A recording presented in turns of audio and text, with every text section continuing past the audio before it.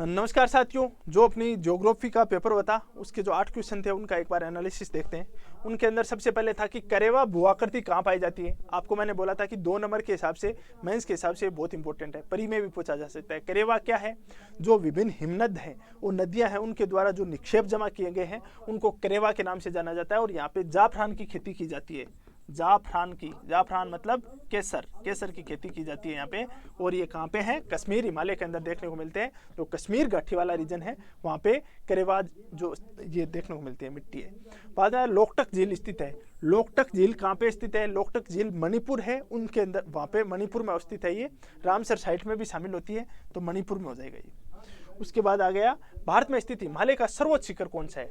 देखो ध्यान रखना है, भारत में स्थित हिमालय का सर्वोच्च शिखर कौन सा है? तो कंचनजंगा हो गया। और भारत का सर्वोच्च शिखर कौन सा है? तो केटू हो जाएगा। और माउंट एवरेस्ट है वो हिमालय का सर्वोच्च शिखर है। और नंगा पर्वत से नामचा पर्वत तक तो महान हिमालय का विस्तार देखने को मिलता है। सतलज एवं काली नदियों के बीच जो भूआकृति भाग विस्तृत है वह है। सतलज और काली नदी के बीच में कौन सा है? आपको एक बताया था, कौन सा है वो? सतलज और काली नदी है, इनके मध्य कौन सा भूआकृति है? तो उसके अंदर आता है हिमाचल प्रदेश, उप हिमालय, कुमायूं हिमालय, नेपाल हिमालय। तो हिमाचल हिमालय है वो तो पाया जाता है सिंधु और सतलज के मध्य। कुमायूं हिमालय इसमें हो जाएगा। नेपाल हिमालय किसके मध्य है? ये काली और तीस्ता के मध्य। ठीक है, तो इसमें क्या हो जाएगा? 3 नंबर। उसके बाद आता है सतलज नदी का प्रवाह किस दर्रे से होता है। जब आपको दर्रे बताए थे, जोजिला, बुरजिला, कालापानी, बाबूसर, थांगला, मुलिंगला, मानाला, लितिला, लिपुलेख, दीपू, हम्पुगन, कारपोर्ट, ये जो जितने भी दर्रे बताए थे उसके अंदर शिपकिला दर्रा बताया था, ये है हिमाचल प्रदेश में। यहाँ से जो ये अपने सतलज नदी है उसका उद्गम होता है।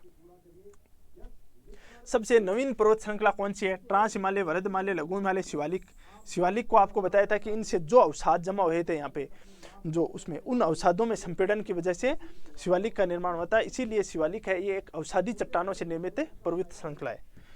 उसके बाद सबसे प्राचीन भूखंड कौन सा है? हिमालय, अरावली, दक्कन का प्लेट्यू और उत्तरी मैदान। उत्तरी मैदान तो सबसे नवीन है।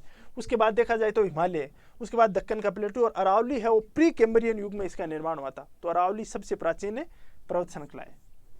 उसके बाद आता है शिमला शहर अवस्थित है। ये आपको करवा रहा था उस समय, बताया था, लघु हिमालय करवा रहा था उस समय कि शिमला शहर है वो धौलाधर श्रेणी है उस पर अवस्थित है। पीर पंजाल है वो अपन जम्मू से श्रीनगर जाते हैं तब रास्ते में आती है पीर पंजाल। जास्कर है वो ऊपर ट्रांस हिमालय का पार्ट है। अन्नपूर्णा यहाँ पे अवस्थित नहीं है, तो धौलाधर हो जाएगा इसमें। ठीक है, थैंक यू वेरी मच।